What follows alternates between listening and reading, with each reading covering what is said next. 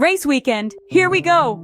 After a one-week break, the Formula One season continues with the Chinese Grand Prix.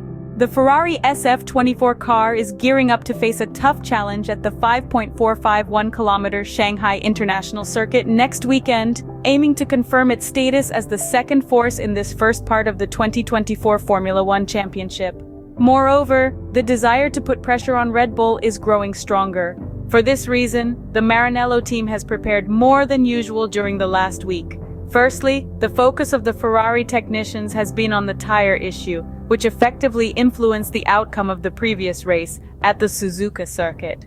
An indecisive and unproductive Saturday was evident for Scuderia Ferrari, a qualifying session where the two SF-24 cars were unable to optimize results and therefore put themselves in a more complicated position for Sunday's race. Why? The tires precisely. A difficult warm-up strategy that didn't allow Charles Leclerc and Carlos Sainz to get the compounds to work properly. The lap time performance therefore suffered considerably, and although the gap from the front row wasn't that huge, those few tenths loss compromised the first stint of the Japanese Grand Prix, as the two Ferrari drivers were forced to run in the traffic of the two McLaren cars of Oscar Piastri and Lando Norris.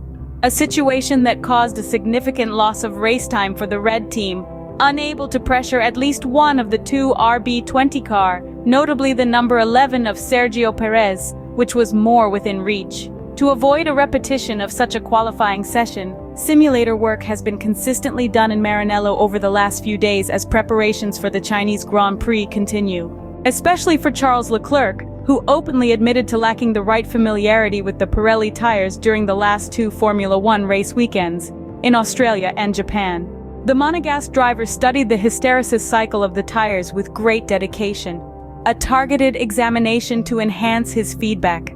The study led to new and different warm-up strategies because the chemical grip of the compound needs to be perfectly centered to achieve maximum performance on a flying lap in the qualifying session. The long-distance aspect is simpler as the Maranello cars run on track with a high quantity of fuel on board. Scuderia Ferrari has shown great skill in managing the car under such conditions, although in this case, the work group studied different tire models for the race.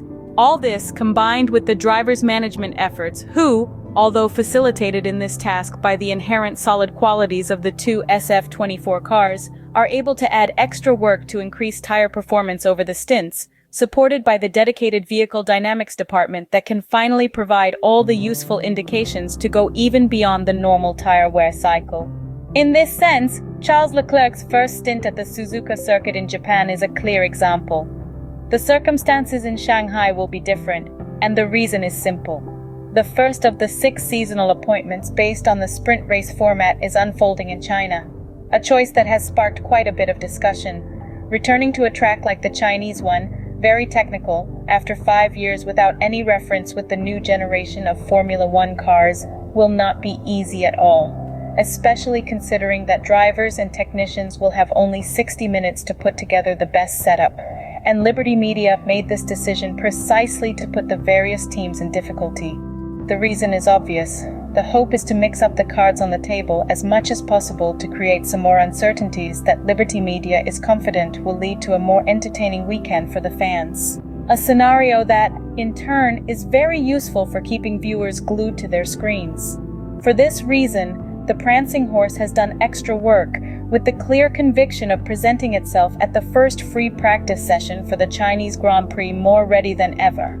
The opportunity to maximize the setup of the SF-24 is significant. This considering that, unlike Red Bull, Ferrari has always proven to be very prepared on Fridays in this early part of the 2024 Formula One Championship. A point on which the historic Italian team relies heavily, although finding the right aero-mechanical compromise will be quite complicated. It is necessary to take into account the particular nature of the Oriental layout, designed by the German engineer Hermann Tilke. There will be different types of corners to tackle and a 1.2-kilometer long straight where efficiency will play a crucial role in terms of overall lap time. Simultaneously, during the first free practice session, various tests on the configuration of the hybrid system will take place. Motor generators, MGUH and MGHK, must be able to distribute the approximately 160 horsepower of recovered power in the most effective way. We will provide all the details in our usual technical preview of the Shanghai Circuit, which is scheduled for tomorrow late morning. In the meantime, we can say that Scuderia Ferrari has packed strong convictions for the Chinese Grand Prix, a firmly belief built on the basis of data obtained during the last few days through the use of the simulation field. All we have to do is wait until the anticipation runs out of steam, making room for action on the track.